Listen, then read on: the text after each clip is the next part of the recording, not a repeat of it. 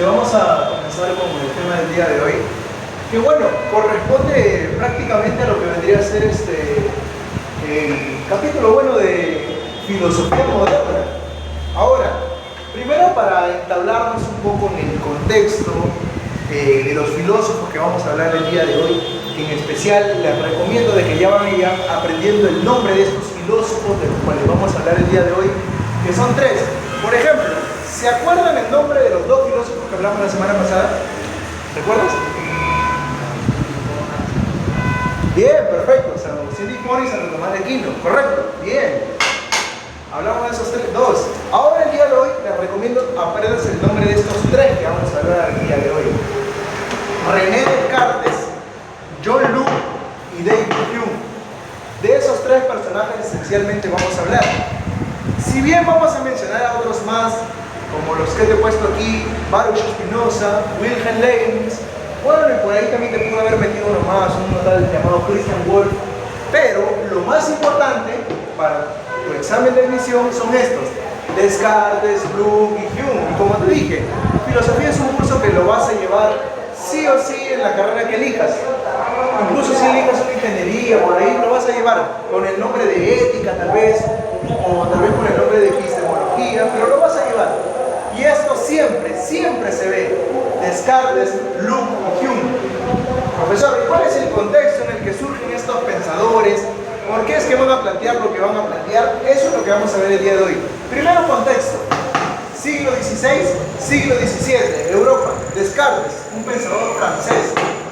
De modo que Descartes va a repercutir mucho su pensamiento en toda la Europa de su tiempo, no solamente en Francia. La semana pasada vimos filosofía medieval, que te había comentado que abarcaba entre los siglos V a los siglos XV, después de Cristo, después de nuestra era. Eso es siglo XVI y siglo XVII. Entonces ya aquí acabó la etapa medieval. Sí, pero tú sabes que cuando algo ¿culmina su 100% o todavía queda rezagos? Todavía como que muchas veces queda por ahí algunos rezagos y todo eso. Y Francia, el país donde van a ser este filósofo, todavía era un país semifeudal para ese tiempo. En otras palabras, todavía conservaba rezagos de teocentristas. Recordemos de que la característica principal de la etapa medieval es que era teocentrista. Todo lo justificaban en base a un diosito, ¿no? A un diosito. Y bueno, en ese sentido, Francia, el país en el que van a nacer Descartes, es un país muy semifeudal y teocéntrico. Semifeudal, ¿por qué? Porque todavía había relaciones de un señor feudal, relaciones de vasallajes con un campesino, ¿no? Y un feudo. O sea, todavía era un país atrasado y todo ello. A diferencia donde van a nacer estos dos filósofos. En el caso de John Locke, te voy comentando, es un filósofo inglés. Inglaterra para ese tiempo, para el siglo XVII, ya para finales del siglo XVII, ya iba a realizar su primera revolución industrial, ¿no? Ya eso tú lo debes saber un poquito por historia tal vez. Profe, ¿pero qué es la revolución industrial? ¿Recuerdas un poquito el término? Revolución, ¿a qué te suena? Un cambio drástico, total. Industrial, en otras palabras, ¿qué va a entrar como medio de producción? La industria. Las primeras maquinarias a vapor, por ejemplo, el hombre ya no habría necesidad de, por ejemplo, estar arando la tierra con un instrumento y todo eso. No, sino que ya había máquinas que podían hacer y así podían hacer el campo por el hombre. Se dice que también cuando comienza la primera revolución industrial es el origen de la contaminación, ¿no? Porque se inicia con las primeras fábricas, las primeras empresas en el mundo comienzan a aparecer. Inglaterra, siglo XVII, final. Entonces, John Locke fue filósofo inglés. Y David Hume es un filósofo escocés, de Escocia. ¿Recuerdas alguna vez has escuchado Gran Bretaña? ¿Te suena? Gran Bretaña es un conjunto de países. Gran Bretaña abarca lo que es Inglaterra, abarca lo que es Escocia, y un país pequeñito llamado Gales. Gran Bretaña es el conjunto de esos tres países. Filósofo inglés, filósofo escocés. Bueno, eso es lo que vamos a abordar el día de hoy. Ya te comenté un poco sus orígenes de cada uno de ellos. el contexto, ahora comenzamos con su filosofía, su pensamiento. Mira, hay un capítulo, bueno, un tema en realidad que no se ve porque no viene mucho en exámenes de admisión, viene poco. Pero si es que vas a San Marcos, deberías saberlo porque han preguntado sobre eso y viene. Mira, después de filosofía medieval, no necesariamente viene filosofía moderna. Hay un periodo de transición entre filosofía medieval y filosofía moderna. Profesor, ¿y cómo se llama ese periodo de transición? Se llama filosofía del Renacimiento. Porque van a surgir una serie de pensadores que van a dejar de lado lo medieval, pero van a plantear todavía tesis o planteamientos con mucha influencia religiosa, ¿no? Los filósofos renacentistas, y además los filósofos renacentistas se van a caracterizar por renacer. ¿A qué te suena? Atraer algo de la antigüedad. Van a atraer pensamientos de los filósofos griegos, de Platón, Aristóteles. Van a traerlo a su época, al siglo XV. Que bueno, ese es el contexto más o menos en el que surge el Renacimiento. Pero se puede entender este tema, no hay problema sin necesidad de haber visto el periodo del Renacimiento. Es más, te voy a comentar un poquito ya del Renacimiento en el transcurso de que vayamos viendo esto. Listo, comenzamos con Descartes. Pues. Descartes, ya te dije, filósofo francés, siglo XVI. ¿Te acuerdas lo que te mencioné la semana pasada? Siempre, todo filósofo escribe obras cumbre, obras clave. Si bien muchos de ellos tienen varias obras, cada uno de ellos tiene su obra clave. En el caso de Descartes tiene dos obras claves y que te recomiendo que las aprendas. A ver, no sé si hay espacio, sí, acá la voy a poner. Su obra se llama así, su obra clave se llama así. Discurso del método.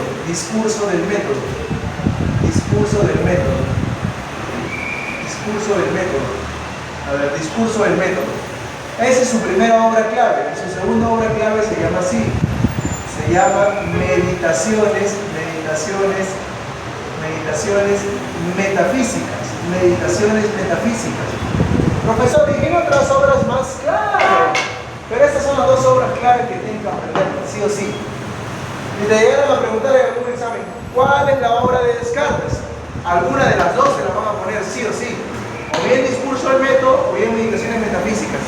Profesor, ¿me podría venir la pregunta y las dos obras? No creo, la verdad, no creo. Difícil. Esa es la obra clave.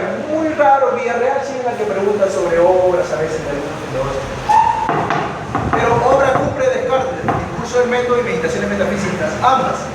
Lo que te voy a hablar acá es de discurso del método y lo que te voy a hablar acá es de su obra Meditaciones metafísicas.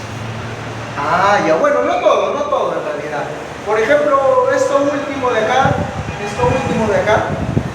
no es tanto de meditaciones metafísicas, es de otras obras de Descartes.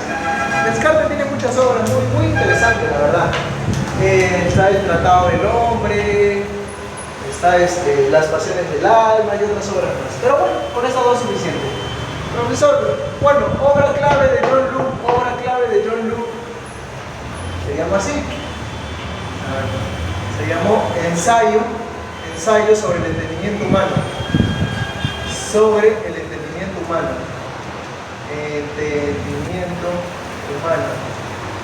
Ensayo sobre el entendimiento humano. Es la obra clave de John Locke. A ver, y la obra clave de David Hume, ya esa te la comento después. David Hume es uno de los que menos preguntan, más John Locke y Descartes, pero deberías saber de David Hume. A ver, primero, vamos con Descartes. Ahora sí, vamos con Descartes. Ya, a ver, Descartes, como te mencioné en un principio, es un filósofo francés, pero además de ello va a destacar por ser el padre, en otras palabras, el iniciador, el fundador. ¿El fundador de qué? Bueno, de tres aspectos en general. Primero, es el padre de la filosofía moderna. Aquí te he puesto. ¿Qué vamos a ver el día de hoy? Filosofía moderna. ¿Quién es el padre de la filosofía moderna? Descartes. Padre también de la geometría analítica. Te comento que Descartes era un señor que le gustaba mucho las matemáticas. Amaba las matemáticas. Y bueno, en ese sentido, él inaugura, ¿no? Lo que es, no sé si en primaria te acuerdas que te enseñaron tu plano cartesiano. Ya, plano cartesiano, ¿qué te suena? Descartes, él es el fundador de toda esa cosa del plano cartesiano, etc. Bueno, padre de la geometría analítica. Además, es padre de una corriente llamada el racionalismo. Antes de explicarte qué es el racionalismo, te voy a decir algo general. Todo lo que vamos a ver el día de hoy, absolutamente todo lo que vamos a abordar el día de hoy está relacionado con esto, con la nociología. Profesor, ¿qué era la nociología? La primera clase de filosofía que tuvimos, yo te mencioné de que la filosofía, al ser un saber tan amplio, tan extenso de la realidad, se divide en pequeñas disciplinas filosóficas. Te mencioné la estética, la filosofía política, la epistemología, la ontología y otras más. Pero también te mencioné que había una rama o disciplina de la filosofía que se llama la nociología. Y te dije que nociología deriva del griego gnosis. Y gnosis significa conocer o saber. En otras palabras, está asociado con el conocimiento. El día de hoy, todo lo que vamos a abordar es nociológico. O sea, está relacionado con el conocimiento. ¿Cómo es que conocemos la realidad? ¿Cómo es que interpretamos esa realidad? ¿Cuáles son los factores para conocer esa realidad? ¿Qué consecuencias puede traer el cómo conocemos la realidad? Nociología. Ya. ¿Dónde es el origen de nuestro conocimiento? Todo eso vamos a abordar el día de hoy. Nociología. Incluso la semana pasada, no sé si te acuerdas cuando vimos a San Agustín, te hablé de que San Agustín había tenido un debate con las escuelas gnósticas. Y te hablé de una escuela gnóstica llamada el maniqueísmo y todo ello. Y bueno, escuelas gnósticas, ¿a qué te suena? Gnósticas, son escuelas de conocimiento. Ya, profe. Bueno, ahora sí, ya te di la introducción. Ahora sí, vamos directamente a lo que es ahora sí, Descartes ya, al núcleo de su filosofía, a lo principal. El día de hoy vamos a abordar nociología. Bueno, déjame comentarte, como te dije, de que Descartes no es el único racionalista, que hay otros más. Antes de comenzar Descartes, te voy a poner las obras de estos dos personajes. Mira, la obra clave de Spinoza, Baruch Spinoza, se llamó así, la ética. Y la obra clave de Leibniz se llamó monadología del espíritu. Pero ya ahorita te lo voy a explicar después, terminamos Descartes. Mira, si tú me entiendes Descartes, todo lo demás se te va a hacer facilito entender. Todo lo demás, todo lo que te voy a explicar de la mitad de la pizarra para allá, es prácticamente filósofos que le quieren dar la contra de Descartes. Para que tú me entiendas esto, tienes que entender bien esto, lo que te voy a hablar. Profesor, ¿y qué es lo más importante de todo lo que va a hablar? Aunque no lo creas, todo esto que te he puesto es lo más importante. A ver, mira, Descartes es considerado padre de una corriente llamada el racionalismo. Él funda el racionalismo. Ahora, ¿qué es el racionalismo? Racionalismo, ¿a qué te suena? Razón, ¿verdad? Razón. Así relaciónalo, correcto, está bien, así relaciónalo. Descartes va a creer de que debemos confiar en nuestra racionalidad, que lo que nos diferencia de otros seres vivos es nuestra razón. Entonces, el origen del conocimiento se encuentra en la racionalidad. Y este debate no es nuevo, que vamos a ver. La primera clase ya te había mencionado un poco sobre un tal Heráclito y Parménides. Te había dicho de que estos dos personajes llamados Heráclito y Parménides, que vivieron más o menos en el siglo V, VI, VII antes de Cristo, habían tenido un debate nociológico. Por ahí estaba Heráclito, que decía todo cambia, todo fluye, ningún hombre puede bañarse dos veces en un mismo río. Heráclito asentaba una base ontológica del mundo, decía de que todo está en constante cambio, lo único que no cambia es el cambio mismo. Y por otro lado estaba Parménides, que decía, Heráclito, tú dices eso de que el mundo está cambiando porque confías en tus sentidos. Pero los sentidos muchas veces nos engañan. Los sentidos muchas veces nos ofrecen una imagen errónea de la realidad. Incluso te ponía el ejemplo, ¿no? ¿Qué tal si tú estás pasando por un lugar y agarras y bueno, ves a tu amigo que ya lo conoces siempre pero lo ves de espaldas? Puedes saludar a mi amigo, le tocas el hombro y no es la persona que creías. Tus sentidos te engañaron. Y si algo o alguien te engaña como sujeto racional, ya no volverías a confiar en ello. Por eso que Parménides le dice a Heráclito, ya no voy a confiar prácticamente en mis sentidos, porque mis sentidos muchas veces me engañan. Voy a confiar en mi razón, mi racionalidad. Y bueno, ese debate va a tomar, por así decirlo, nuevamente va a tomar su encuentro en estos dos filósofos, Descartes y Luc. En el caso de Descartes va a ser el padre del racionalismo. ¿Por qué? Porque va a creer que el origen del conocimiento se funda en la razón, la racionalidad. Ahí es el origen del conocimiento. ¿Y cómo lo plantea eso?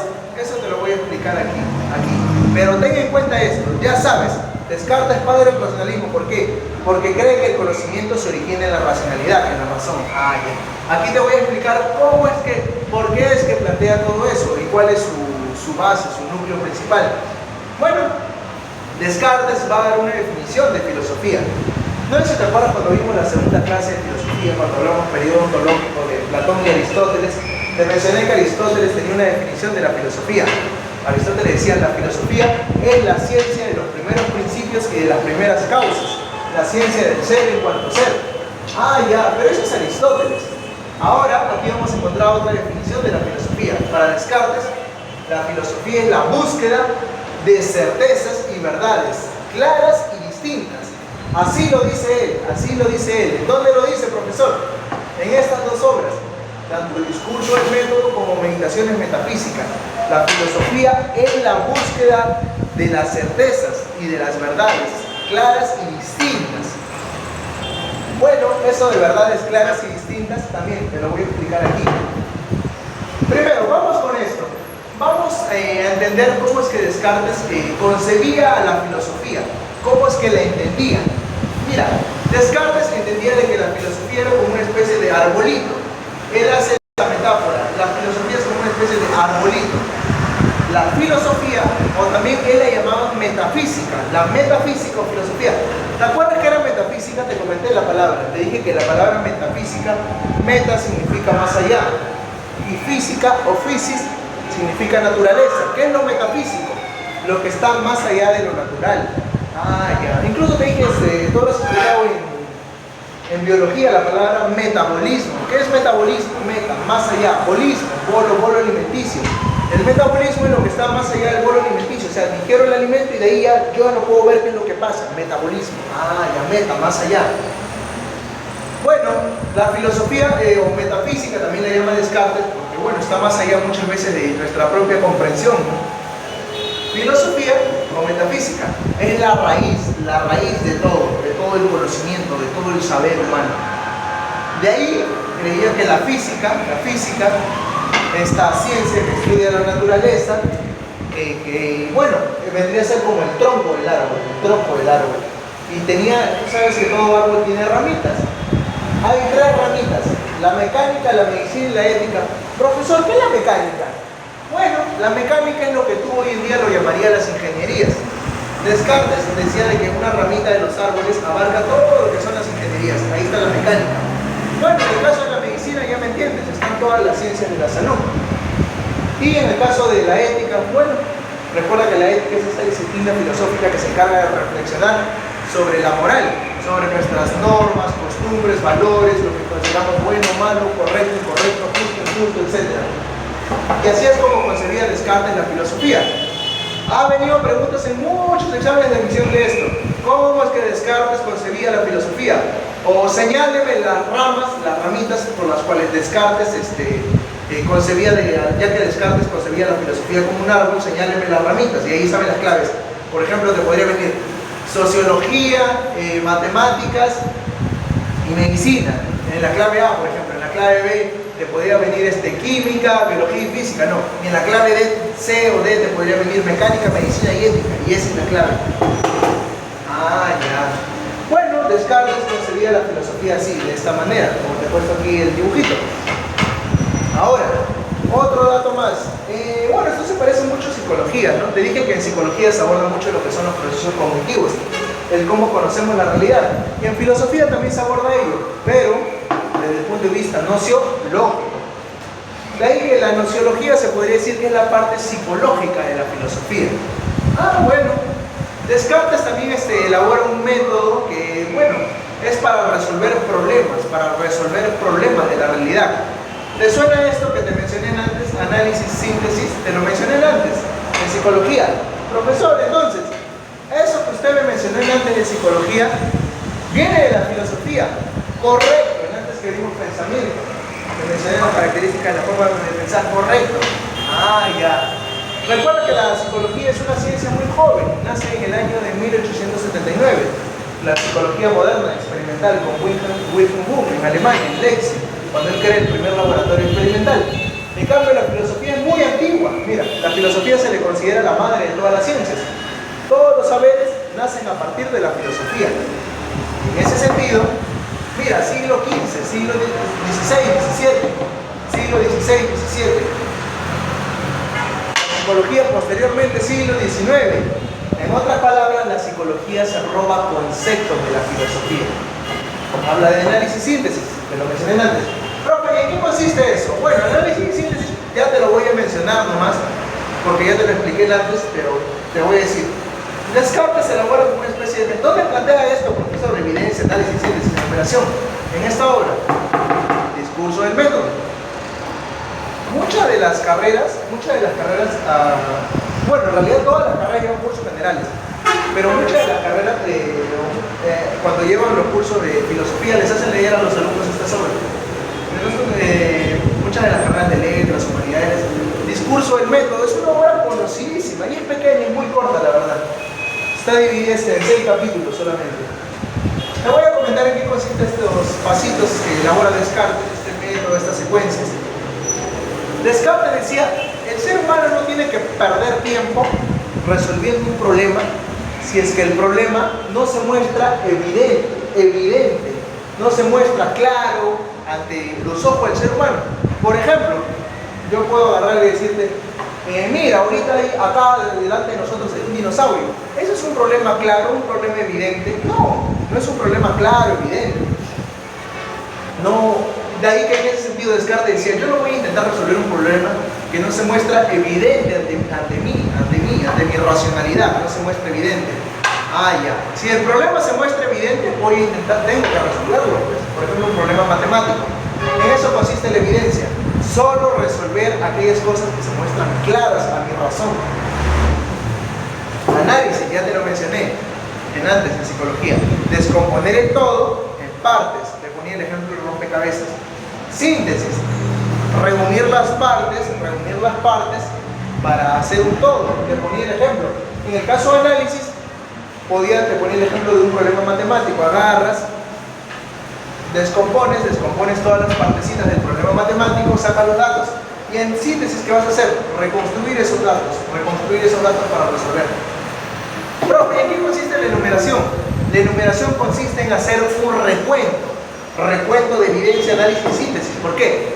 Porque, bueno, muchas veces nos equivocamos. ¿Cuántas veces nos hemos equivocado al resolver un problema matemático, por ejemplo? La enumeración consiste en revisar nuevamente cada uno de estos pasitos. En otras palabras, verificar. Tal vez de repente me he equivocado en algo. Tal vez de repente por ahí he cometido un error. Enumeración, ¿para qué sirve? Para verificar cada uno de estos pasos y asegurar la certeza de lo que ha hallado, ¿no? Asegurar con claridad por aquello que ha hallado. Bueno, en eso consiste. Ahora sí, pasemos a lo más importante, se podría decir, el método cartesiano, que es la duda. Muchas veces las ideas que tenemos, la forma de hablar, la forma de pensar, la forma de ver el mundo, todo ello es impuesto por una sociedad, por ejemplo, el lenguaje que tenemos nos lo enseñaron nuestros padres, y a nuestra cultura, ¿quién nos impuso este lenguaje que hablamos de español? Los españoles, bueno, cuando vinieron acá a esta tierra, no hubieran venido, de repente tal vez estuviéramos hablando de mar, aquello, etc. En ese sentido, aprendidas por los demás. Descartes, ¿qué es lo que dice? ¿Qué es lo que va a plantear en su obra llamada Meditaciones Metafísicas? ¿A qué te suena? Meditaciones Metafísicas. ¿Qué va a hacer Descartes? Meditar, reflexionar, indagar sobre su persona. Ah, ya. Descartes va a idear una especie de método que se le conoce como el método cartesiano. ¿En qué consiste? Bueno, como te he puesto aquí, va a dudar. ¿De qué va a dudar, profesor? Bueno, va a dudar de lo que ha aprendido, va a dudar de lo que le han enseñado, de la religión que le han impuesto, va a dudar de su lenguaje, va a dudar de sus creencias, va a dudar de su cultura, va a comenzar a dudar de todo prácticamente. Ah, ya. ¿Y qué va a utilizar para dudar de todo eso? Su razón. Recuerda que Descartes es un pensador racionalista. Y al ser un pensador racionalista, bueno, va a dudar. ¿Y qué va a utilizar para dudar? Su razonamiento. Va a comenzar a dudar.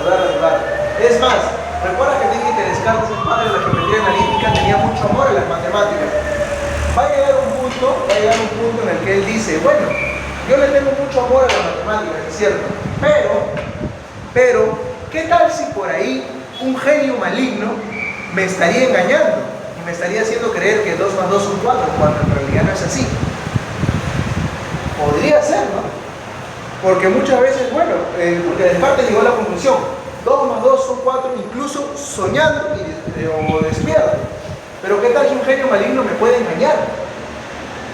De ahí que, bueno, yo tendré mucho apego a las matemáticas, pero tengo que dudar de ellas.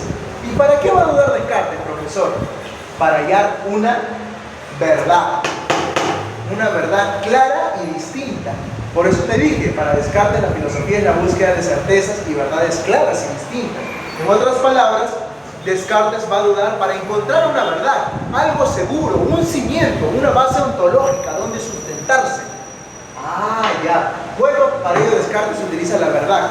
Bueno, él utiliza la duda metódica, disculpa, para poder encontrar una verdad clara y distinta. Ahora, para encontrar esa verdad clara y distinta, comienza a dudar, como te digo, de todo, incluso de las matemáticas. Imagínate, dudar de aquello que más quieres, de aquello que más te apasiona, que más amas.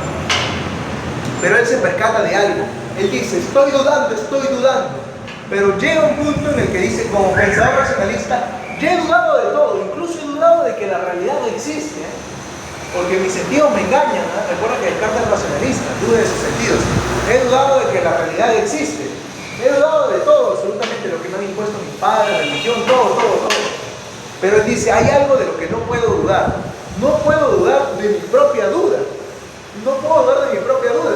Porque mi duda es el cimiento, el estrato de donde me sustento todo. Estoy dudando de todo, pero no puedo dudar de mi propia duda. Y a partir de ello encuentra su primera verdad. ¿Y en qué consiste esa primera verdad, profesor? Si estoy dudando, es porque estoy pensando, pues. Si estoy dudando es porque estoy razonando, estoy pensando. Y si pienso, pues bueno, soy algo que piensa. Y si piensa, existe. Y llega a su primera verdad. ¿Cuál es la primera verdad en Descartes? Se dice así, primero pienso, luego existo. Ah, ya. Primero pienso, luego existo. Es la primera verdad de Descartes. También se le conoce, también esa frase la van a poder encontrar con el nombre en latín. Lo que pasa es que él cuando escribe filosofía, no lo escribe en español, ¿no? Lo escribe en realidad lo debió haber escrito en francés. Pero te comento, ¿te acuerdas que te comenté que Descartes es un pensador francés? Él nació en Francia. Pero lo que pasa es que Francia era un país semifeudal. Imagínate, ¿tú crees que a un país en el que la Iglesia Católica tiene poder, le va a gustar que Descartes dude de su religión? No le va a gustar que Descartes dude de su religión y todo ello. Porque a la Iglesia siempre le ha convenido haber utilizado la religión como instrumento político. Y en ese sentido, no le va a convenir. Por ello que Descartes va y desarrolla su filosofía, su forma de pensar en otros Países Bajos, como por ejemplo Holanda. Descartes viaja a Holanda y en Holanda, bueno, describe las meditaciones metafísicas y a partir de ello elabora todo este pensamiento que te estoy comentando, la duda metódica, llega a su primera verdad. Recuerda, está dudando de todo, pero si dudes porque piensa, y si piensas porque es algo. Al menos no sé qué soy, pero soy algo, algo que piensa.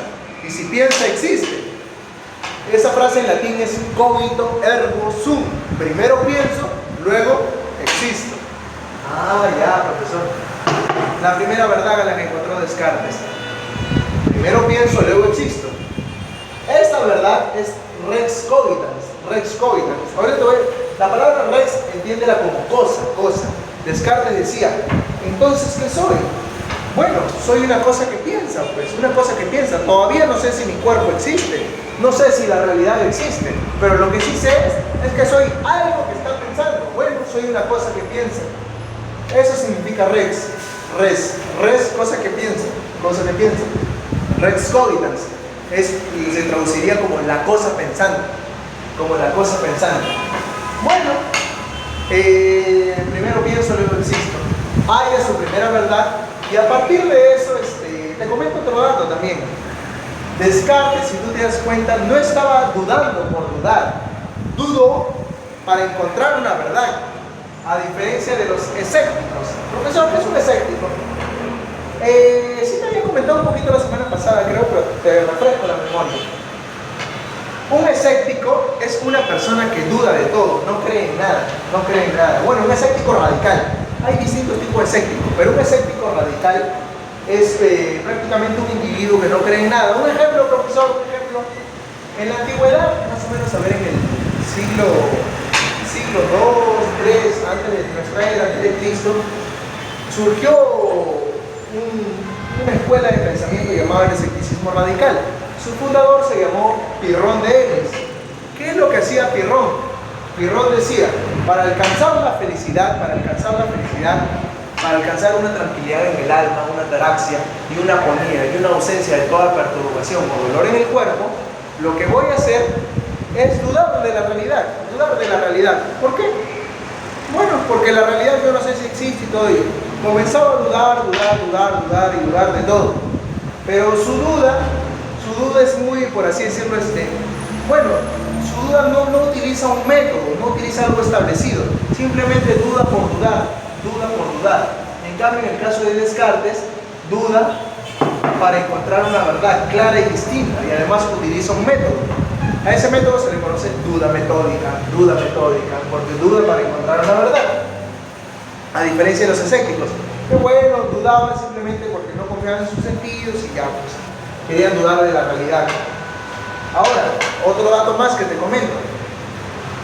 A partir de esto, Descartes dice de que nuestra razón, por medio de nuestra razón, tenemos, elabora una serie de pensamientos y dice que tenemos tres tipos de ideas. Profesor, ¿y cuáles son esos tres tipos de ideas según Descartes? Tenemos a las ideas innatas, tenemos a las ideas adventicias y tenemos a las ideas ficticias. A ver, te voy a comentar cada una de ellas. Un tipo de idea innata es la rex cogitans, es un tipo de idea innata. En otras palabras, te doy el concepto primero. Una idea innata es una idea con la que yo ya nazco. Una idea innata es una idea con la que prácticamente está antes de mi nacimiento. Ya nazco con esa noción. Según Descartes, el neonato ya nace con la noción de que es algo, de que existe. Ya nace con esa noción, es consciente de que existe. Ah, ya. Es una idea con la que ya nace el neonato, la rex cogitans. Por ello, para Descartes, te podría venir una pregunta: ¿el hombre nace con ideas o sin ideas al momento del nacimiento? La respuesta es esta: nace con ideas. Ejemplo, la rex cogitans, nace con la idea de que yo existo. Además, Descartes dice que hay otros tipos de ideas. Hay una idea que es la rex extensa. ¿Qué es rex extensa? ¿Te acuerdas que te dije que Descartes, cuando plantea el primero pienso, luego existo? Bueno, dice de que existe, pero existe como una cosa pensante. Pero todavía no ha dado un sustento de que la realidad existe. Y bueno, Descartes dice, sí, es cierto, hay una realidad en nuestro exterior que existe. ¿Cómo lo fundamenta? Con la rex extensa. La rex extensa consiste en esta propiedad que tú la ves mucho en química, en física. Te comento el concepto. La propiedad se define así: prácticamente de que todo cuerpo ocupa un solo lugar en el espacio. En otras palabras, la pizarra solamente puede ocupar un espacio determinado. No podríamos poner en ese espacio otra pizarra a la vez, sino tendríamos que ponerla como que a su costado o a otro lado. Eso quiere decir la rex extensa, que cada objeto ocupa un lugar en el espacio determinado. En otras palabras, la rex extensa está hablando de los cuerpos materiales. Ah, ya, profe, ya lo entendí. Eso es rex extensa. Cada objeto ocupa un lugar en el espacio. Y con ello Descartes asienta un fundamento nociológico y dice: existe una realidad del sujeto, una realidad del yo, de la cosa pensante, y hay una realidad material, la realidad de mi cuerpo físico, biológico. Ah, ya. ¿Cómo es esa realidad? Dicotómica. Habla de un dualismo substancial. Profesor, ¿qué es ese término raro? Dualismo substancial. Bueno, está relacionado con lo que vimos cuando vimos Aristóteles hablar sobre la teoría de la sustancia y cuando vimos Platón hablar sobre la teoría de las ideas. Parte un poco de ahí, sí, pero entiéndelo así.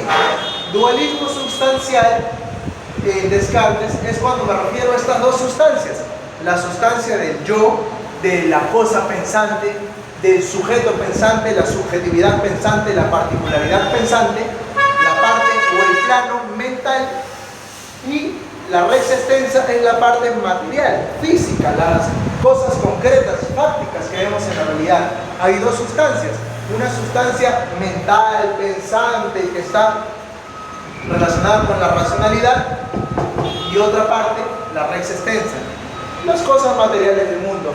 Profesor, ¿y qué es la rex infinita? Ah, ya. Esto es un poquito más complejo, pero sígueme la secuencia de lo que te voy a explicar. A ver. ¿Te acuerdas que Descartes te dije que era un pensador francés? Y en Francia, bueno, había muchos rezagos semifeudal. Y en ese sentido, te comento de que la iglesia todavía tenía mucho poder político todavía en ese tiempo. Y a los pensadores que, bueno, cuestionaban el dogma católico muchas veces, agarraban y chao, morían. Estaba lo que es tantos castigos, ¿no? La Santa Inquisición y otras cosas más.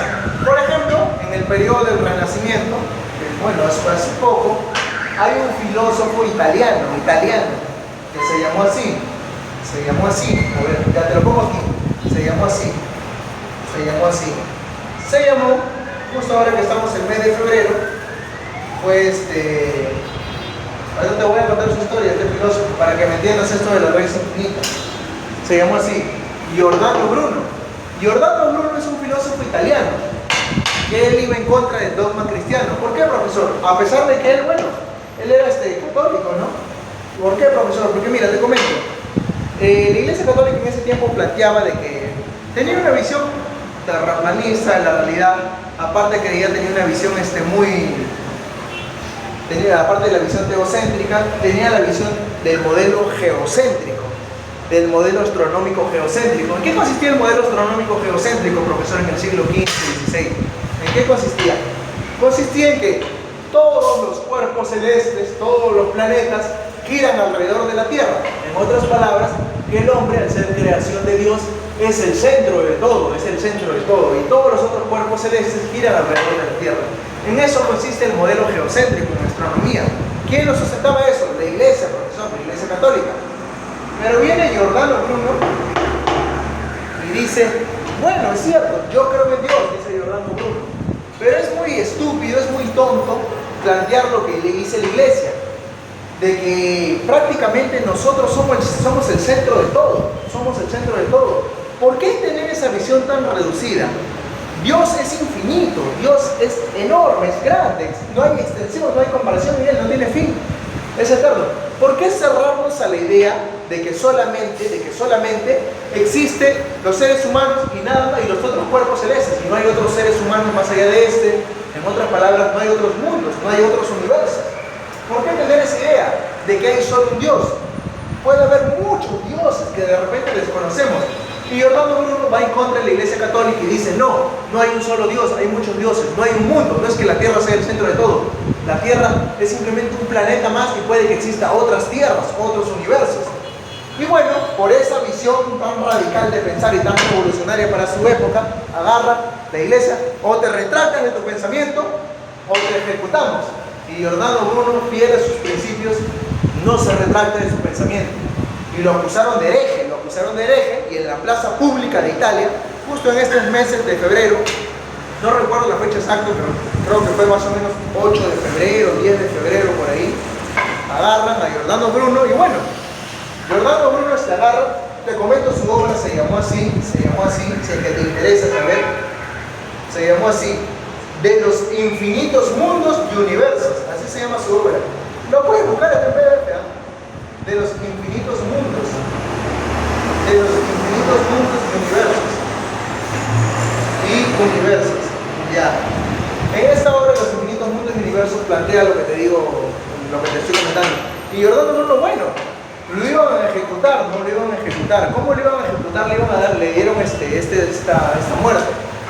Iba a ser quemado, lo iban a matar y de ahí lo iban a quemar su cuerpo.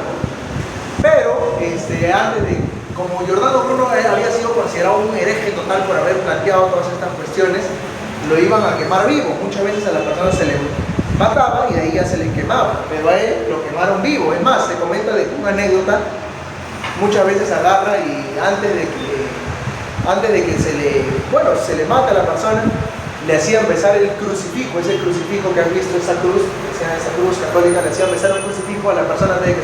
¿Para qué? Para que su alma, supuestamente, ya que no va a ir al cielo, va a ir al infierno, pero que se reduzca la pena de sus pecados al menos, ¿no? Se reduzca la pena de sus pecados. Y le hicieron, antes de ejecutarlo, Giordano Bruno en la plaza pública, delante de toda la población, le dijeron, besa el crucifijo, al menos, para que condena un poco, se reduzca. Y Giordano Bruno, bueno, agarró y hizo esto. No quiso ni siquiera besar el crucifijo, quiso morir fiel a sus principios. Y bueno, lo quemaron vivo en la plaza pública de Italia, en el año de 1600, en estos meses, en estas épocas de febrero. Ah, su profe. Y desde ahora, ¿por qué te comento todo esto? De Giordano Bruno. ¿Qué tiene que ver, profesor, todo esto con Descartes y la Rex Infinita? Mucho, mucho. Te comento una última historia más. O bueno, no historia, te lo digo así de frente. Giordano Bruno, por ir en contra de la Iglesia Católica, chao vida. Descartes sabía de la historia de Giordano Bruno. Sabía también de un señor llamado Galileo Galilei, que casi se lo baja la Iglesia, por plantear también cuestiones astronómicas que iban en contra de la visión de la Iglesia Católica. Bueno, solamente que Galileo Galilei sí se retractó, dijo, bueno, pues ya me equivoqué. Pero de ahí, lo que pasa es que, mira, te comento así rápido la historia de Galileo. Muchas veces la Iglesia Católica como te dije, tenía un modelo geocéntrico, creía que la Tierra era el centro de todo. Y aparte de ello, creían que la Tierra era estática, no se movía. Y Galileo, por una serie de experimentos que había realizado, concluyó que la Tierra sí está en movimiento. Y bueno, por eso casi le cuesta la vida eso a Galileo, por medio de experimentos que había realizado. Y Galileo dijo, bueno, está bien, ya no se mueve la Tierra, ya con tal de que no me maten. Pero de ahí dijo, de manera que le dijo, sí se mueve la Tierra. Y bueno, a pesar de eso, de todas maneras Galileo tuvo protección de personas adineradas de su época, ¿no? También. A ver, y Descartes sabía todas esas historias, sabía muy bien de Galileo, de Giordano Bruno. Le dije que Descartes era francés. ¿Y qué es lo que hizo Descartes? Bueno, voy a plantear en mi filosofía a Dios, pues. Voy a tener que meter a Dios en mi filosofía, ¿no? No quiero que me ejecuten o me maten, o por ahí se vea en riesgo mi vida, o sea perseguido, ¿no? Y bueno, ¿qué es lo que hace Descartes? Voy a meter a Dios en mi filosofía. ¿Y cómo? Como pensador racional, tengo que elaborar un buen razonamiento para meter a Dios en mi filosofía. Y bueno, ¿qué es lo que hace Descartes? Elabora algo que se llama la raíz infinita. ¿Cómo? Te lo voy a explicar. Descartes dice esto, mira. A ver, mira. Descartes dice, yo soy un ser finito. ¿Qué significa finito, profesor? Bueno, que tengo fin, que en algún momento voy a desaparecer, voy a perecer. Soy un sujeto finito. Además, también soy un sujeto mortal. algún momento me voy a morir. Bueno, soy mortal, soy finito. Pero ¿cómo es posible que yo, siendo un sujeto finito, tenga en mi mente la idea de infinito? Incluso muchas veces la representamos, ¿no?, con este símbolo matemático. Con este símbolo matemático. Representamos la idea de infinitud. ¿Cómo es posible que yo, siendo un sujeto finito, tenga la idea de infinito?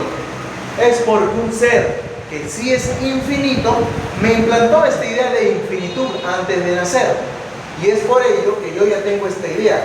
Y ese único ser que me implantó la idea de infinito antes de nacer es Dios. Por lo tanto, Dios existe. Y a eso lo llama la Rex infinita. Ah, ya. Entonces la Rex infinita consiste en prácticamente argumentar o sustentar la idea de Dios. ¿Cómo? A partir de diciendo, yo soy un sujeto finito, pero tengo la idea de infinitud. ¿A qué se debe eso? A que un ser que sí es infinito me implantó esta idea antes de nacer. Y ese ser infinito es Dios. Por lo tanto, Dios existe. Ah, ya. Bueno, Descartes va a ser muy criticado por esto. Posteriormente, muy posteriormente, ¿no? Hay un filósofo, te comento, danés, llamado Søren Kierkegaard, que tiene un librito llamado El concepto de angustia. En este libro, El concepto de angustia, le dice a Descartes, ¿no?, de manera indirecta: Descartes, yo tengo la idea de muerte, tengo la angustia de que me voy a morir, voy a desaparecer para siempre, ¿no? Esa idea de muerte que yo tengo, Descartes, es porque un ser que alguna vez estuvo muerto, siguiendo tu razonamiento, me implantó esta idea antes de que yo nazca. De ahí que este razonamiento no podemos seguirlo, ¿no? Y algo interesante también que a Descartes le plantean en su tiempo es esto. Una vez se comenta esta anécdota de Descartes que, bueno, le dicen, ¿no? Un monje franciscano le pregunta a Descartes: Descartes, tú que eres un gran filósofo y que planteaste la Rex infinita, ¿dónde se encuentra Dios, Descartes? Y Descartes dijo y respondió esto. Respondió: nullibi, nullibi. ¿Y qué significa nullibi, profesor? Nullibi significa en ninguna parte. Ah, ya. Lo más probable es que Descartes haya sido agnóstico. En otras palabras, recuerda que un teísta con T afirma la existencia de Dios. Un ateo niega la existencia de Dios. Pero Descartes ni negaba ni afirmaba la existencia de Dios. Cuando respondió nullibi, quiso decir en ninguna parte. En ninguna parte. En otras palabras, Descartes no sabía realmente con claridad dónde se encontraba Dios. Aunque algunos también lo interpretan: si se encuentra en ninguna parte, porque se encuentra en todas partes. Pues, bueno, también es otra visión, no es otra visión de la cual podemos comprender a Descartes. Y a partir de ellos, Descartes elabora esta teoría, ¿no?, de las ideas innatas. ¿Qué son las ideas innatas? Las ideas con las cuales yo nazco, las ideas con las cuales prácticamente antes de mi nacimiento ya están. Algo que en oposición los empiristas, ya te voy dando como dato, los empiristas van a contradecir a Descartes. ¿Por qué?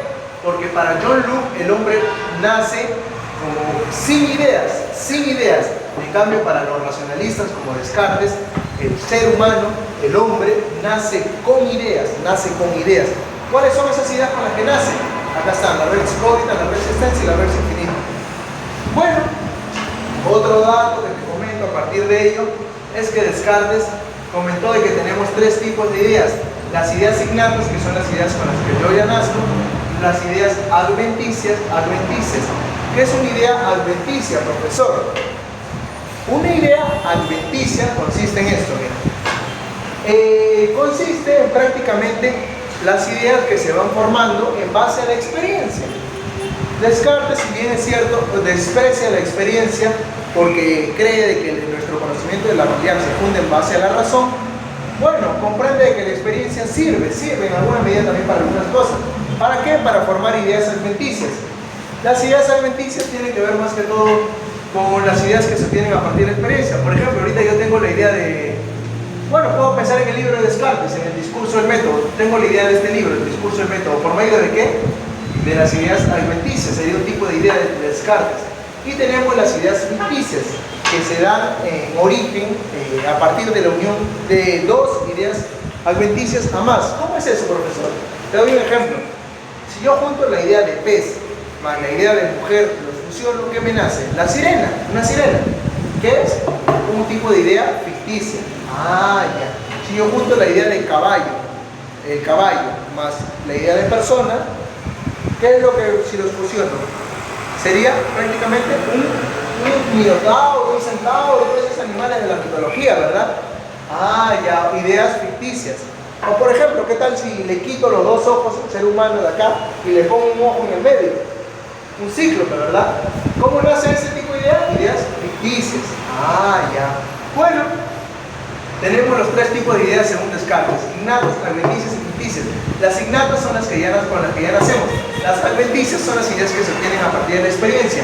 Y las ideas ficticias son aquellas que se obtienen a partir de dos a más ideas adventicias. Bueno, esto es prácticamente todo el modelo de pensamiento que elabora Descartes. Otro dato más. Mira, Descartes tiene una visión mecanicista y maquinista del mundo. Profesor, ¿qué es eso de mecanicista y maquinista del mundo? Lo que pasa es que Descartes creía de que toda la realidad, ¿te recuerdas que dije que Descartes creía mucho, bueno, amaba mucho las matemáticas? En otras palabras, va a tener mucho apego a las ingenierías y todo ello. Y Descartes, en ese sentido, va a agarrar y bueno, va a creer de que el mundo funciona como una máquina. Va a creer que el mundo es mecánico. Incluso el propio cuerpo y los animalitos son como máquinas, como que ya están programadas y actúan de una manera en la que se relaciona con su programación, en cómo ya están, ¿no? Ah, ya. Por eso aquí te he puesto, Descartes tiene una visión mecanicista del mundo. Otro dato, Descartes plantea algo llamado el dualismo antropológico, que también es el dualismo de sustancias, ¿no? ¿En qué consiste? En que, bueno, el hombre, el ser humano, está formado por dos partes, el cuerpo y el alma. Y es más, te comento otro dato, el dualismo antropológico en Descartes creía de que el cuerpo y el alma se conectan. ¿Que sí, profesor? ¿Se conectan? ¿Cómo así? Ah, ya, es que Descartes decía esto. Hay una estructura en el cerebro que se llama así, glándula pineal. ¿Qué es la glándula pineal?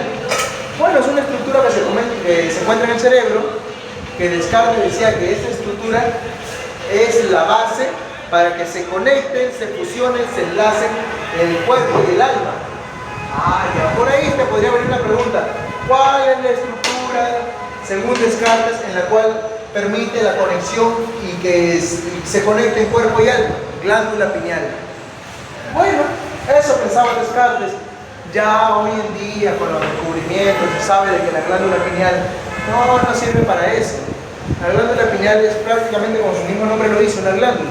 ¿Qué hacen las glándulas? Toda glándula. Si es que tú sabes biología, ya has estudiado el tema del sistema endocrino, sabes que toda glándula sirve para secretar hormonas. Las glándulas secretan hormonas. ¿Y la glándula pineal qué secreta? Hormona. ¿Qué tipo de hormona? Una hormona que induce el sueño. Tú ahorita que estás durmiéndote, estás cansado, se debe a que tu glándula pineal ha secretado una hormona. ¿Cómo se llama esa hormona, profesor? La melatonina. Ah, ya. Gracias a la melatonina, bueno, es que produce el sueño. Ah, ya. Y estás despierto, también te comento, gracias a otra hormona que se llama el cortisol, que te mantiene despierto, que se activa cuando está prácticamente los rayos solares, la luz y todo ello. Bueno, que también el cortisol muchas veces lo que hace es estar demasiado activo cuando lo tienes en exceso. Eso te causa estrés, por ello que el cortisol también se le llama la hormona del estrés. Pero bueno, eso ya es biología ya. Seguimos. Descartes planteó el dualismo antropológico de alma y cuerpo. Ahora, te comento otro dato aquí también. Con esta idea de que hay un alma y un cuerpo, esto se le conoce como dualismo sustancial, te lo mencioné. Te había comentado también del que Descartes está dividiendo al ser humano en dos, ¿no? Una visión dicotómica, ¿no? Una visión dualista, una visión binaria, dual. Por un lado estaba el yo, sujeto pensante, la subjetividad, lo abstraído, la mente. Y por otro lado está el cuerpo, lo material, lo físico, la realidad concreta, fáctica. Por ello que te comento como dato, a Descartes también se le considera el fundador de una disciplina filosófica llamada la filosofía de la mente. Profesor, ¿y qué es la filosofía de la mente?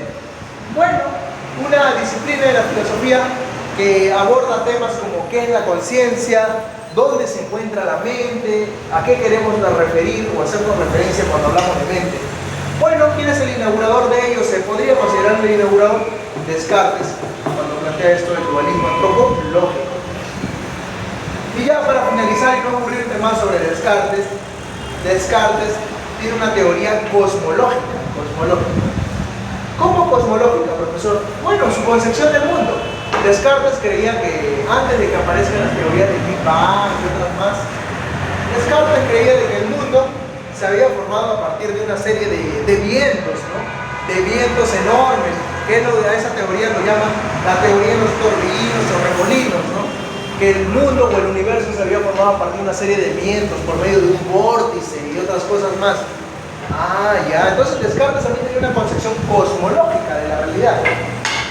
Bueno, eso es prácticamente todo lo que tenías que saber de Descartes. Te comento como dato, Descartes agarra y fallece de neumonía, ¿no? Fallece de neumonía.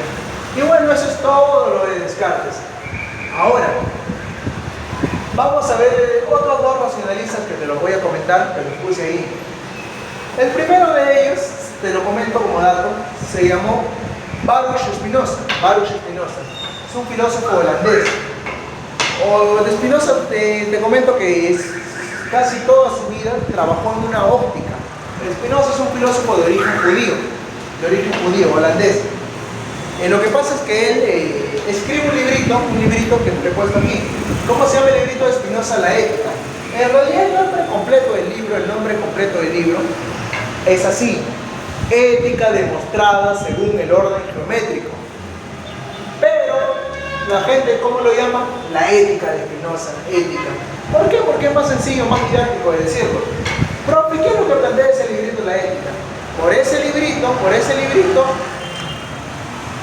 Spinoza fue expulsado a la comunidad judía a la cual él pertenecía. Por ese librito le lanzaron una maldición a Spinoza. La maldición, si quieres puedes googlearlo, un par de páginas, ¿no? La maldición que lanzaron contra Baruch Spinoza. A Baruch Spinoza lo maldicieron, le dijeron: maldito seas tú, maldito sea de día, maldito sea de noche, maldito cuando te acuestes. ¿Por qué? Prácticamente porque Spinoza escribe este libro. Lo maldicen a Spinoza y lo botan de su comunidad judía. Le dicen de que este libro es un libro prohibido, estaba yendo en contra de los dogmas cristianos. ¿Por qué, profesor? ¿Qué es lo que plantea en ese libro llamado La Ética? Bueno, ese libro es muy revolucionario para su tiempo. Para Spinoza, te comento, no existen tres sustancias, como lo plantea Descartes. Solo existe una sustancia, que es la res infinita, solamente existe Dios. Ah, ya, ¿y en qué consiste eso, profesor? Para Spinoza, en su librito planteado, llamado La Ética, plantea de que la única sustancia que existe es Dios. A ver, te lo pongo aquí. La única sustancia que existe es Dios. Ah, ya. Pero, Spinoza no va a entender a Dios como nosotros lo entendemos hoy en día. ¿Cómo, profesor? ¿Tú cómo entiendes a Dios? Yo cuando te digo Dios, o cuando plantea el cristianismo Dios, lo entiende como algo fuera del mundo, como algo que está más allá de toda realidad. Ah, ya. Así es como lo entiendes tú muchas veces, porque te había implantado el cristianismo. Pero Spinoza, ¿cómo es que entendía a Dios, profesor? Spinoza entendía a Dios que, ojo, en su texto, él por lo general no habla de Dios, sí, pero habla de la sustancia. La sustancia es un sinónimo de Dios. Pero Spinoza entiende a Dios como la naturaleza. De ahí que Spinoza decía esto. No sé si habrás visto esto tal vez de repente. A ti que te gusta ver TikTok, tal vez, o YouTube. Si algún día quieres buscar algo sobre Spinoza, te va a salir esta anécdota muy conocida. Cuando Albert Einstein le decían si creía en Dios, este gran físico reconocido, Albert Einstein decía: creo en el Dios de Spinoza. En otras palabras, Albert Einstein está diciendo: creo en la naturaleza. Ah, ya. Profe, entonces, Spinoza directamente, ¿creía o no creía en Dios? Para Spinoza, Dios es la naturaleza. Dios es todo lo que vemos en el mundo. Dios se expresa en ese árbol, se expresa en cada uno de nosotros. En otras palabras, Dios es la naturaleza. Ah, ya, profesor. Ya entiendo un poco la visión de Spinoza. Por ello, que Spinoza, recuerden, no existe una sustancia, no existe una única sustancia. No es un dualista sustancial. Spinoza es un monista sustancial. Así lo vas a poder encontrar. Spinoza es un monista sustancial. Bueno, ahora otro dato que te comento de Spinoza, que te podría venir, si es que vas a San Marcos te podría venir. Si no, bueno, lo más probable es que no te venga, pero si es que vas a San Marcos, si te interesaría. A ver, otro dato de Spinoza, profesor. Bueno, habló de la sustancia. Te comento de que Spinoza creía de que la sustancia tiene infinitos atributos. Y de esos infinitos atributos, el ser humano, por su limitada capacidad, por ser un ser finito, solamente puede conocer dos atributos de ellos. La sustancia, en otras palabras, ¿qué es lo que tiene? Infinitos atributos. ¿Qué son los atributos? Mira, ¿qué son los atributos? La expresión, la manifestación de la sustancia. ¿Y cuáles son esos atributos, profesor? Son infinitos. ¿Y cuáles son los que puede conocer el ser humano, profesor? Solo dos. La extensión y el pensamiento. Para Spinoza, si bien es cierto que existe una sola sustancia, que es Dios, pero él va a decir de que la sustancia tiene infinitos atributos, y de esos atributos que puede conocer el ser humano por su finitud, ¿cuáles son? La extensión y el pensamiento. En otras palabras, el pensamiento, bueno, lo que estamos haciendo, razonando, etcétera, haciendo operaciones con nuestro pensar. Y la extensión, ¿qué quiere decir? La parte material de la realidad, la parte física de las cosas. Eso es lo único que podemos conocer el ser humano de la sustancia. La sustancia, recuerda, se expresa, tiene muchos, miles, infinitos atributos. Entonces, ¿qué son los atributos, profesor? La expresión, la manifestación de la sustancia. Ya ahí. ¿Cuántos atributos puede conocer el hombre? Solo dos, la extensión y el pensamiento, nada más. De todos los infinitos atributos de la naturaleza, la sustancia solo conoce dos. Ya. Además de esos atributos, bueno, la sustancia se expresa en modos. Profesor, ¿qué son los modos? ¿Te acuerdas cuando te hablé de ontología? Te dije de que la ontología es una disciplina filosófica que se encarga en nuestro estudio de comprender la totalidad de lo que es, de lo que existe. En otras palabras, te ponía como ejemplo didáctico. Si tú crees o no crees en una vida después de la muerte, si crees en una vida después de esta o no. En otras palabras, la ontología es esa disciplina que estudia el ser, lo que es, lo que existe, lo absoluto, lo total. Bueno, ¿por qué te menciono esto? Porque para Spinoza lo único que existe es la naturaleza, Dios, o también llamado la sustancia. La sustancia tiene infinitos atributos. Ya te mencioné, el ser humano solo puede conocer dos. ¿Y qué son los modos? Mira, Spinoza decía esto: los modos son los entes de la realidad. Por ejemplo, yo soy un modo, porque soy un ente que forma parte de la realidad. La carpeta es un modo, la regla es otro modo, el ventilador es otro modo. Todo lo que existe son modos. ¿Qué son los modos? Spinoza lo definía así: son determinaciones particulares. Su profesor, ¿qué significa determinaciones particulares? Los modos son los entes de la realidad. Pero ¿por qué lo llama determinaciones particulares Spinoza? A ver, mira, te comento. Lo que pasa es que Spinoza creía de que la realidad está determinada. En otras palabras, la realidad ya se da de una manera en la que se está dando y no se puede dar de otra manera muy distinta a la que ya se está dando, pues. Eso es el determinismo, correcto. El determinismo es cuando algo se realiza o se da de una manera y ya no se puede dar de otra manera muy distinta a la que ya se está dando, se está realizando. Spinoza tenía esa visión determinista. Es más, si tú googleas y dices frases de Spinoza, te va a salir esta frase muy conocida: los seres humanos se creen libres. ¿Por qué? Porque son conscientes de sus acciones, pero en realidad no son libres. ¿Por qué? Porque desconocen las causas de esas acciones ¿Qué es lo que le conlleva actuar como actúa? En otras palabras, no son libres, sino que están determinados por causas exteriores que ellos desconocen. Ya. Por ello que los modus lo llamaban determinaciones particulares. ¿Qué son las determinaciones particulares? Los entes ya están determinados. Mira, si la sustancia se expresa o se manifiesta en atributos, y los atributos se manifiestan o expresan en modos. En otras palabras, ¿qué son los modos? La expresión de la sustancia. O también puedes entenderlo como la manifestación de la sustancia. Su profe, suena un poco abstracto. Sí, por eso que Spinoza no viene mucho, es muy abstracto. Bueno, te comento un último dato de Spinoza ya para no aburrirte. Spinoza, como te digo, fue expulsado de su comunidad judía y se dedicó toda su vida a pulir lentes. Él trabajaba en una óptica, pulía lentes y realizaba un trabajo tranquilo. Es más, también te comento que ese libro se llama La Ética. En el capítulo tercero se llama de la naturaleza de los afectos, se llama el capítulo tercero de la obra La Ética.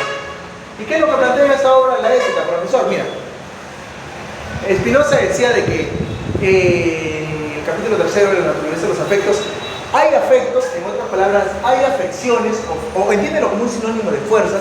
Hay fuerzas, pero Spinoza la va a llamar afecciones, que elevan en el ser humano nuestra potencia de actuar en el mundo. Pero hay fuerzas o afecciones que disminuyen nuestra potencia de actuar en el mundo. Ejemplo, profesor, ¿cuáles son esas fuerzas o afecciones que elevan mi potencia de actuar en el mundo? Imagínate que tú estás ahorita caminando y alguien te dice de repente un halago, ¿no? Oye, eres muy inteligente. Oye, eres muy guapo, guapa. Eres muy inteligente. Bueno, ese halago eleva mi potencia de actuar en el mundo, me hace sentir mejor. O de repente, ¿qué tal? Agarras, llegas a tu casa y te puedes escuchar tu música favorita. Te pones a cantar ahí. Como que te sientes mejor, ¿no? Te sientes más satisfecho, ya. Eso es prácticamente una afección que eleva tu potencia de actuar en el mundo, tu potencia de existir. Ya. Bueno, y Spinoza también decía, hay afecciones, hay fuerzas que disminuyen nuestra potencia de actuar en el mundo. ¿Y cuáles son esas? Por ejemplo, ¿qué tal si escuchas una música melancólica también? Tal vez te vas a poner triste, decaído, y bueno, ya no te incita a la acción, disminuye tu potencia de actuar en el mundo. En otras palabras, aquellas fuerzas o afecciones que elevan nuestra potencia de actuar en el mundo, Spinoza las va a identificar como las fuerzas de la alegría, y aquellas fuerzas que disminuyen nuestra potencia de actuar en el mundo lo va a definir como la tristeza. Y bueno, en ese sentido, eso es Spinoza. Spinoza también elabora una teoría llamada la teoría del conatus, te lo comento como dato. ¿Qué consistía la teoría del conatus? Spinoza decía de que cada ser vivo tiene, cada ser en general, cada ser, dice él, tiene una fuerza intrínseca para perseverar en su existencia, ¿no? Y bueno, eso hablaba la teoría del conatus. Ahora sí, ya no te aburro más con Spinoza. Te comento a Leibniz. Leibniz, así de manera rápida, tiene un libro que se llama La Monadología del Espíritu. Profe, ¿qué plantea en ese libro, La Monadología del Espíritu? Mira, Leibniz, en ese libro, La Monadología del Espíritu, plantea esto. ¿Te acuerdas lo has visto en química y te lo mencioné en la primera clase de filosofía? ¿Te acuerdas de Demócrito? ¿Qué plantea Demócrito? ¿Se acuerdan? ¿Recuerdan? Los átomos.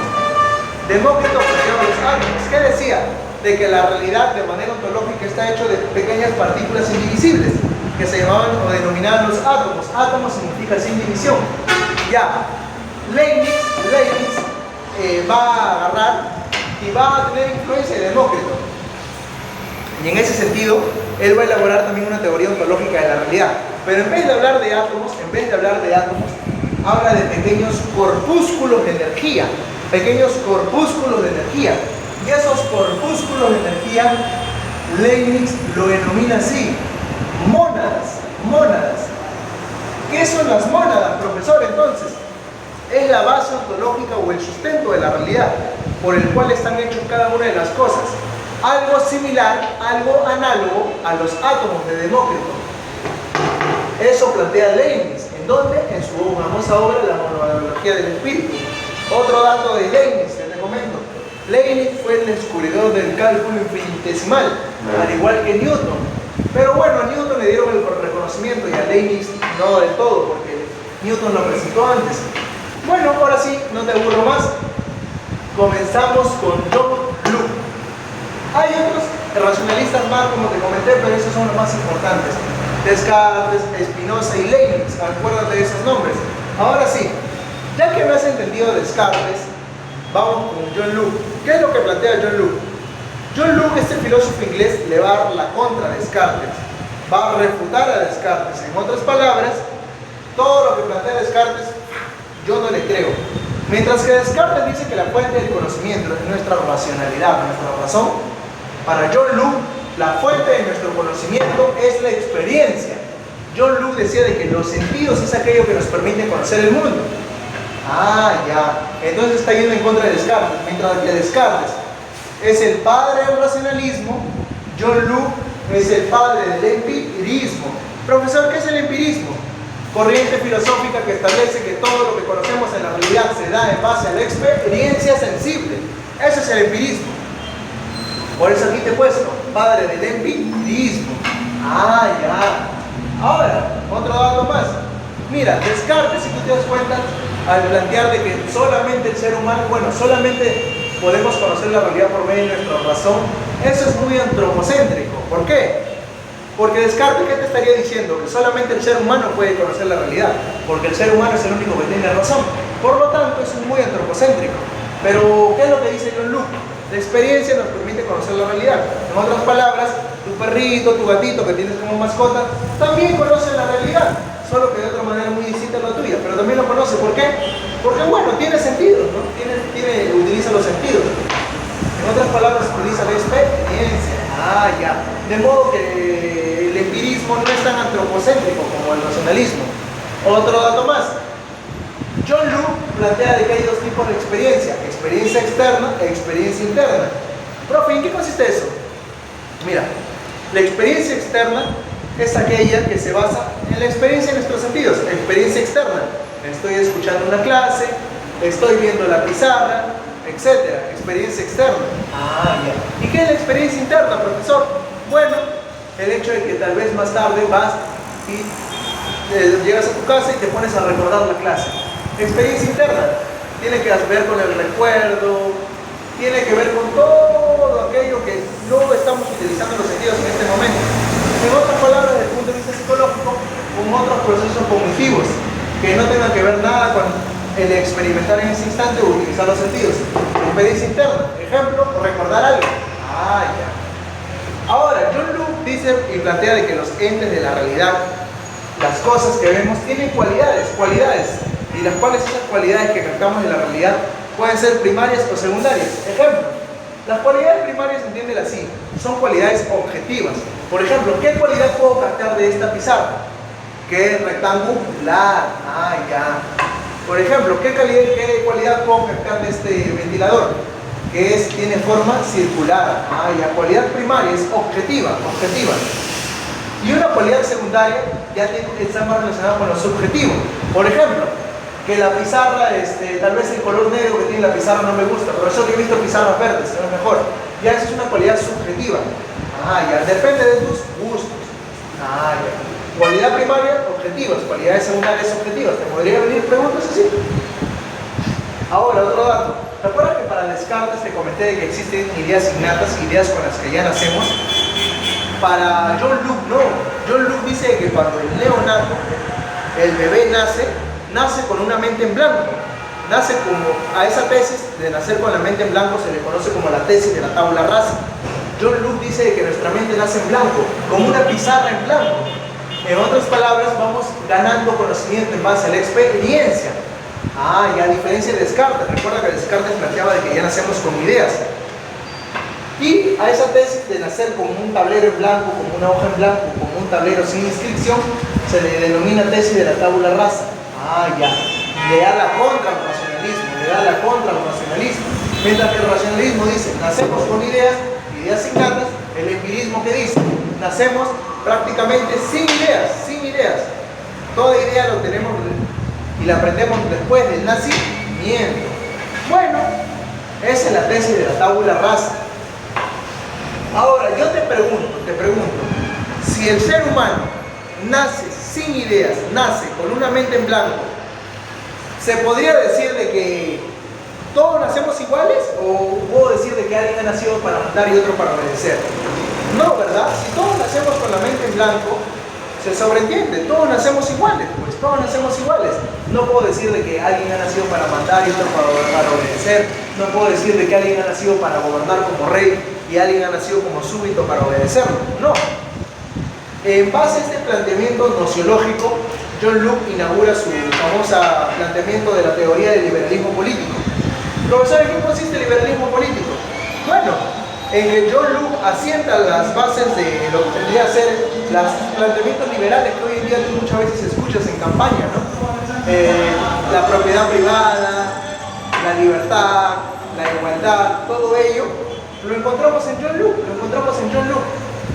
John Locke plantea eso, plantea ello, plantea de que si todos nacemos iguales, nadie tiene por qué implantarse y decir yo voy a gobernar y yo voy a obedecer. En otras palabras, esos planteamientos son muy revolucionarios para su época. ¿Por qué? Porque, bueno, influirían en una revolución que se daría en Inglaterra, que se le conoce como la Revolución Gloriosa, que sería más adelante llevada por un señor llamado Oliverio Cromwell, padre del liberalismo político, John Locke. Bueno, eso es lo que plantea Locke prácticamente. ¿Tú qué opinarás? ¿Nacemos con ideas o sin ideas? ¿Cuál te gusta más los planteamientos? ¿El de Descartes o el de Locke? Por ejemplo, no sé, ¿qué opinas? ¿Nacemos con ideas o sin ideas? ¿Sin ideas? Nacemos con una mente en blanco, como diría Locke. ¿Tú qué opinas? También sin ideas. Ya, a ver. O sea, como que están en contra de Descartes. No les agrada Descartes. Ya, a ver, les comento algo. Miren, se han hecho experimentos, por ejemplo, de que cuando la madre está gestando, ya tiene más o menos sus 6, 7, 8 meses, bueno, prácticamente está el feto en la barriga. Cuando le habla una persona extraña al feto que lo tiene en la barriguita, cuando le habla una persona extraña, bueno, no se inmuta, pero cuando le habla la madre al feto que lo tiene en la barriguita, cuando ya está gestando, ya tiene sus 7, 8 meses, como que se escucha los latidos de emoción, se han hecho experimentos, se escuchan los latidos de emoción de prácticamente, bueno, el bebito que está ahí en la barriga, se escucha los latidos de emoción, se escucha que cuando le habla a la madre, a diferencia de cuando le habla a una persona extraña, no se emociona, en cambio cuando le habla a la madre se emociona, se escuchan los latidos, su frecuencia respiratoria como que aumenta, se emociona, ¿no? En otras palabras, el bebito ya que está en la barriga puede reconocer la voz de la madre, entonces ya tiene una idea de que alguien le está hablando, ideas innatas, Descartes. Lo más probable es que tal vez sí nazcamos con algún tipo de ideas, lo más probable es que tal vez Descartes tenga la razón, lo más probable. Digo, pero todavía siempre hay debates. Estos temas no se acaban o no se concluyen. Pero bueno, por lo que me comentaron, les agrada más John Locke. Tesis de la tabula rasa, no sé cómo la mente blanca. Bueno, para finalizar, y no morirte, vamos a hablar sobre David Hume. David Hume es considerado un empirista radical. Para él también, todo conocimiento proviene en base a la experiencia. ¿Cuáles son los planteamientos más importantes de David Hume? Estos que te he mencionado aquí son solamente 3 ya para ir culminando y pasar al material, las preguntas. Primero, ¿qué dice David Hume? Las ideas son más vivaces e intensas que las impresiones. Te comento, David Hume habla de ideas y habla de impresiones. Profe, ya. ¿En qué se diferencian las ideas de las impresiones para Hume? ¿O cómo es que podría entenderlo? En que, bueno, no, aquí las ideas se puesto, es al revés, las impresiones son más vivaces que las ideas. Las impresiones son más vivaces que las ideas, son más vivaces que intensas que las ideas, es al revés. Las impresiones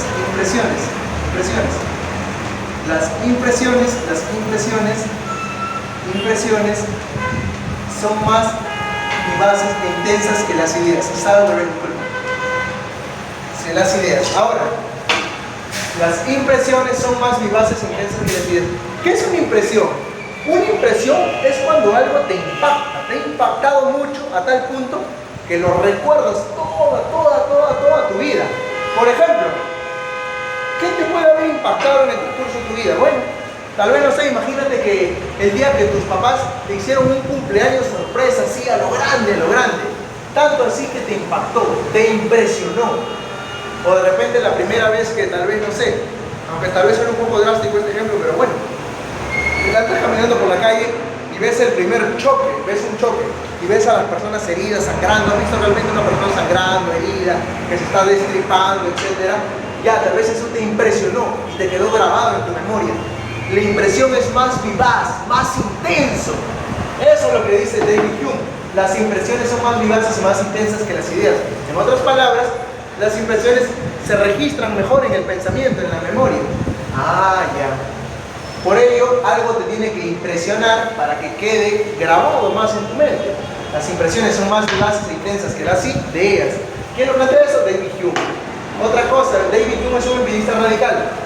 Ahorita te voy a explicar por qué es un empirista radical, pero ya te voy dando un adelante. David Hume va a hacer una crítica a la sustancia. ¿Qué es la sustancia? Bueno, aquí está. Descartes, el dualismo sustancial. Para David Hume, hablar de sustancias, eso son tonterías, dice David Hume. Hablar de sustancias, de otras cosas, son cuestiones metafísicas. No, eso no existe, no existe. David Hume critica la teoría de la sustancia. Y bueno, critica a la causalidad, el inductivismo. ¿Qué es esto? ¿Qué es esto de la causalidad y el inductivismo? Y por ende critica la ciencia. Es lo que te mencioné antes. ¿Te acuerdas lo que te dije de que muchas veces nuestro pensamiento en psicología antes que vimos, nuestro pensamiento tiende a pensar de manera inductiva, a asociar un hecho con otro? Te ponía el ejemplo. Si un científico ve de que el hierro se dilata con el calor a una determinada temperatura, el aluminio se dilata con el calor, ve que el cobre se dilata con el calor, ¿qué concluye a partir de ello como ley científica? Que todos los metales se dilatan con el calor. Ah, ya. Bueno, ¿qué tal si por ejemplo ve que, mira, la Tierra es un planeta del sistema solar? Vemos de que los científicos agarran, ven, la Tierra es un planeta del sistema solar, gira alrededor del Sol. Marte gira alrededor del Sol. Júpiter gira alrededor del Sol. ¿Qué puede concluir? Que todos los planetas del sistema solar giran alrededor del Sol. Ya ese es un pensamiento inductivo. Hume va a criticar a esa idea inductivista y de causalidad. ¿Por qué? Porque esa idea inductivista y de causalidad no se cumple siempre. El ejemplo que te puse antes, el hecho de que ayer salió el sol y hoy sale el sol, ¿significa de que mañana va a salir el sol necesariamente? No, no significa necesariamente. Hume creía de que el cerebro tiende a conectar los hechos, ¿por qué? Por costumbre. Te doy un ejemplo más crítico. Cuando los científicos descubrieron de que la fórmula del agua es tu famoso H2O, ellos cuando descubrieron eso, vieron, bueno, la fórmula siempre, ellos creen de que la fórmula del agua siempre ha sido H2O. Bueno, ayer fue H2O, hace un mes, 2 meses fue H2O, hoy también será H2O, pero significa de que necesariamente mañana o de acá miles de años va a seguir siendo H2O. No se sabe, puede cambiar, quién sabe, pero ¿qué es lo que nos lleva a creer ello? La costumbre, diría Hume, la costumbre, el cerebro tiende a asociar y hacer una conexión necesaria en los hechos. De ahí que critica a la causalidad y al inductivismo, esa manera de pensar. Por ende está criticando a los científicos. Y bueno, eso es prácticamente toda la clase del día de hoy. Hasta ahí, ¿alguna duda, interrogante?